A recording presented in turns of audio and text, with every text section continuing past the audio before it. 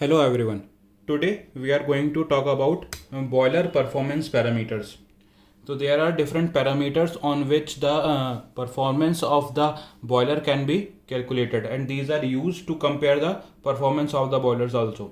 ठीक है, तो first performance parameter is evaporation rate. Evaporation rate का क्या मतलब है कि हमें एवोपोरेशन का रेट बताना है. And what is evaporation?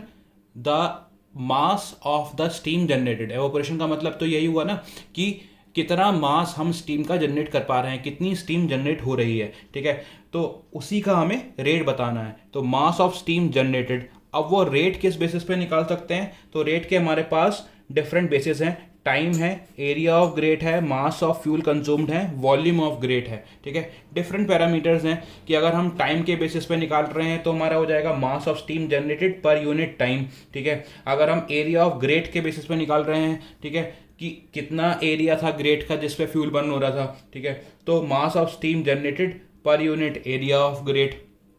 कितना मास हमने फ्यूल का कंज्यूम करा उसके बेसिस पे भी हम निकाल सकते हैं. तो मास of steam generated per hour divided by mass of fuel consumed per hour. तो ये हमारे पास डिफरेंट टाइप्स के बेसिस हो जाएंगे जिनके बेसिस पे हम मास ऑफ स्टीम जनरेटेड बता सकते हैं.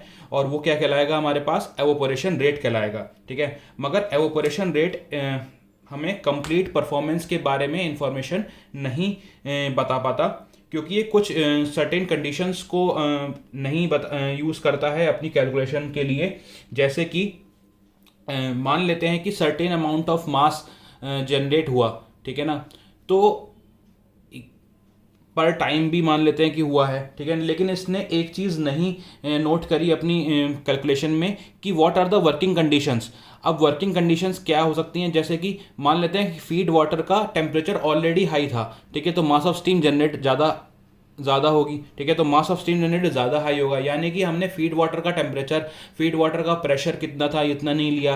क्या क्वालिटी थी फ्यूल की वो हमने इस चीज़ में नहीं यूज़ करी. तो ये ज़्यादा अच्छी तरीके से हमें परफॉर्मेंस के बारे में बता नहीं पाता. ठीक है, तो उसके लिए हम क्या इस्तेमाल करते हैं? इक्विवेलेंट एवोपोरेशन का. What is equivalent evaporation? ये बहुत इंपॉर्टेंट पैरामीटर होता है.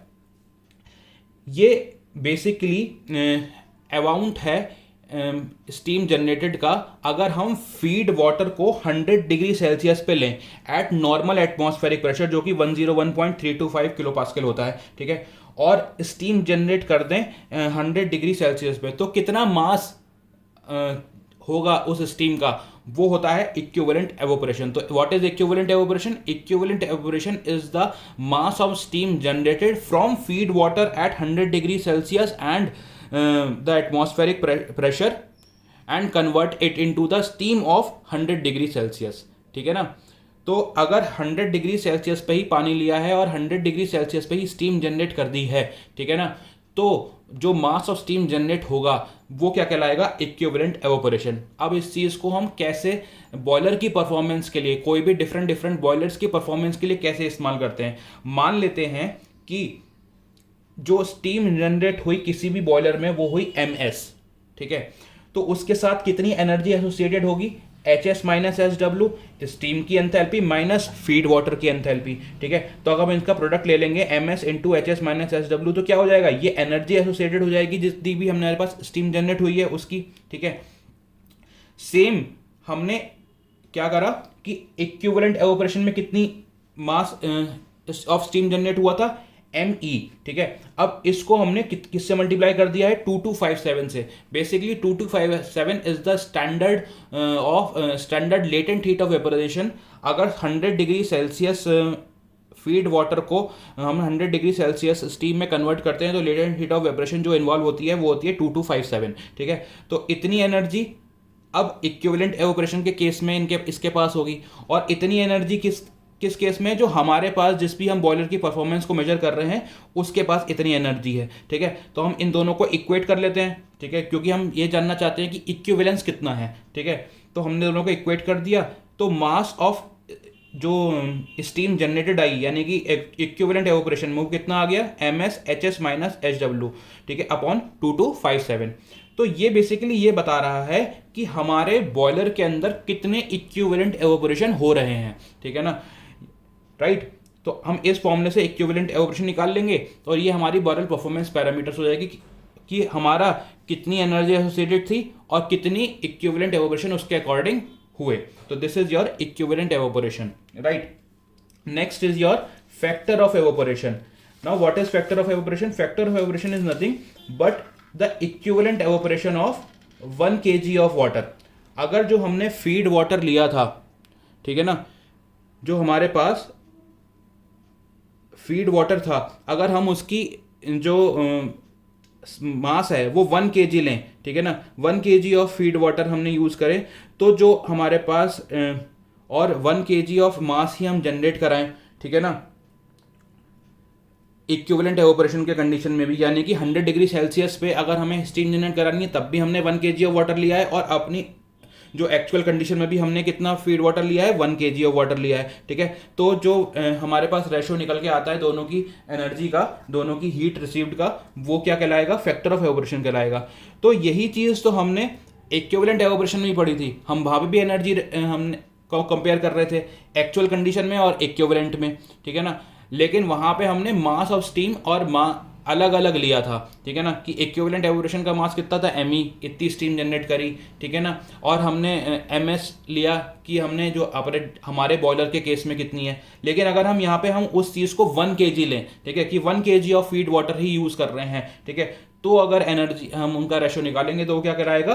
Factor of evaporation. तो factor of evaporation is nothing but the equivalent evaporation of 1 kg of water.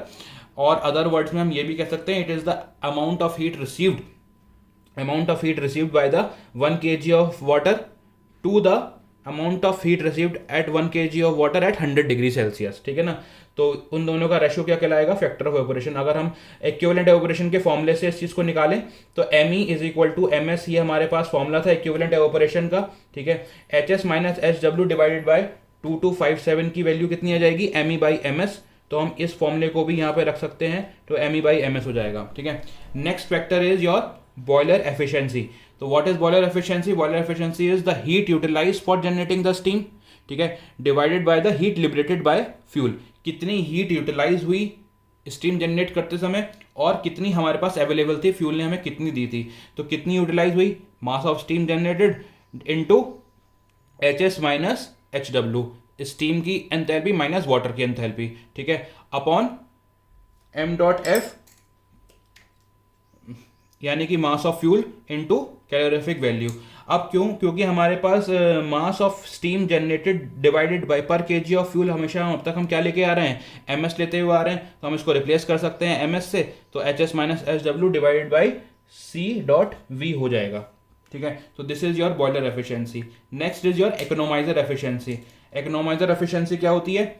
Heat utilise by economiser. Economiser का काम क्या होता है? फीड वाटर को हीट करना before feeding to the boiler, ठीक है. तो कितनी हीट इकोनोमाइजर ने यूटिलाइज कर ली और कितनी उस समय फ्लू गैसेस के पास अवेलेबल थी, उन दोनों का रेशो क्या कहलाएगा? इकोनोमाइजर एफिशिएंसी, ठीक है. इसको हम percentage heat utilise by economiser में भी निकाल सकते हैं पैरामीटर को, ठीक है. तो हीट कितनी यूटिलाइज करी इकोनोमाइजर ने और टोटल हीट कितनी अवेलेबल थी, तो उसके लिए कितना हो जाएगा? मास of steam generated into the difference in the enthalpies of the feed water before and after the economiser, ठीक है.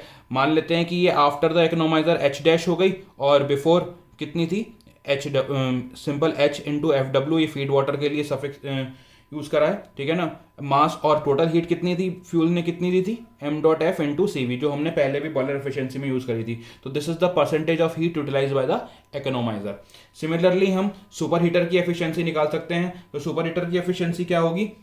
Same, the heat utilised by the super heater divided by heat available with the flue gases. क्योंकि super heater क्या काम करता है? Super heating का काम करता है, ठीक है, टू द स्टीम, ठीक है. तो कितनी हीट यूटिलाइज कर ली सुपर हीटर ने और कितनी अवेलेबल थी फ्लू गैसेस के पास, तो इसका क्या रेशो क्या कहलाएगा? सुपर हीटर की एफिशिएंसी कहलाएगा ये चीज़, ठीक है. इसको भी हम percentage heat utilise by the super heater में निकाल सकते हैं. तो mass of steam into the difference in enthalpy of superheated steam and the steam generated, ठीक है ना. तो दोनों की डिफरेंस आ गई, इतनी एनर्जी का इसने यूटिलाइज करी, ठीक है, और टोटल हीट कितनी थी हमारे पास? इतनी थी m.f इंटू cv, ठीक है. तो this is your percentage of heat utilise by the super heater. तो these are the boiler performance parameter जिनके बेसिस पे हम बॉयलर की परफॉर्मेंस को कैलकुलेट करते हैं. Okay, thank you.